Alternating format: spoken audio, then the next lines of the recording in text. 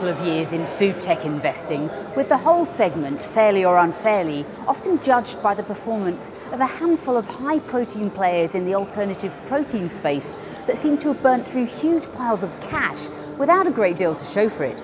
So where do we go from here?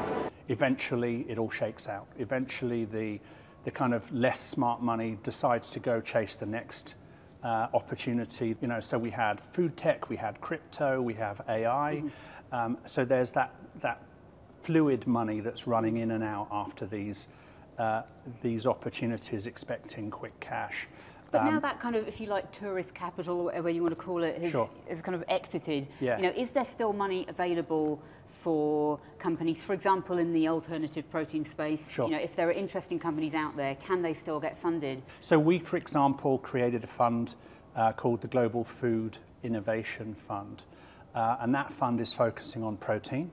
It's also focusing on innovations in fat and ingredients.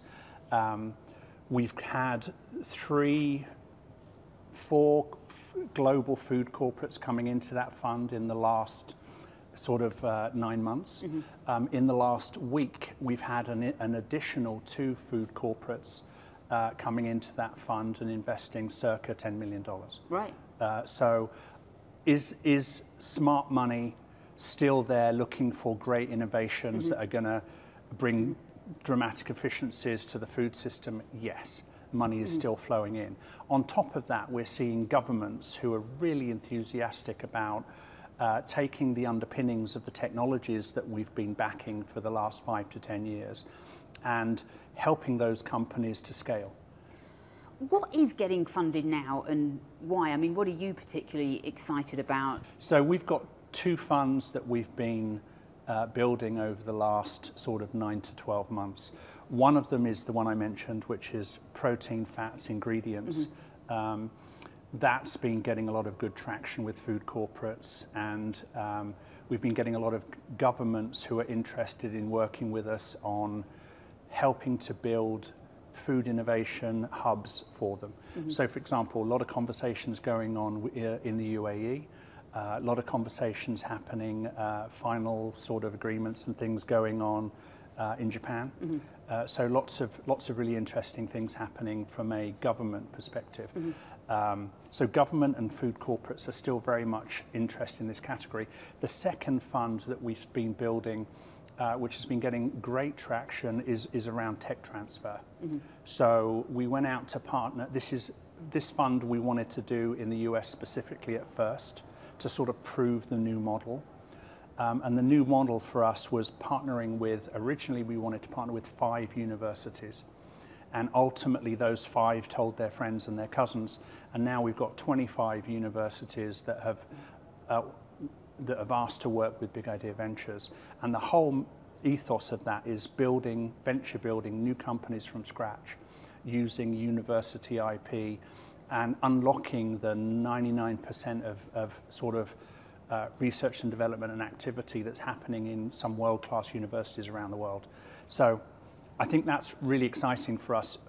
We saw that only 1% of the activity that's happening at universities is ever making its way into the real world and helping us as a species.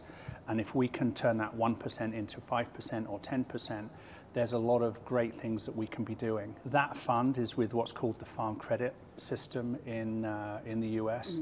That's backed by the USDA.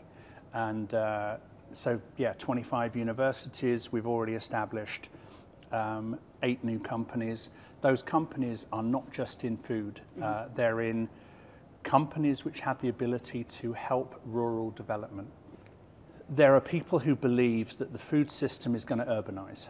We're going to end up having vertical farms in Brooklyn, and that's how we're going to feed our 360 million people in the US, for example. And we think that's rubbish, to be honest. We believe that the traditional farmers, the traditional growers, the traditional key players of the food system will continue to be just as important, if not more so, in the next 10, 20, 30, 40 years. And what we need to be doing as innovators is helping to give those traditional players more tools, more technologies, etc., to be bringing more efficiency to the food system. Where are we in the current down cycle? You know, have we reached the bottom. You know, a lot of entrepreneurs here are trying to raise money and are wondering, you know, if they're still going to be around in a year's time.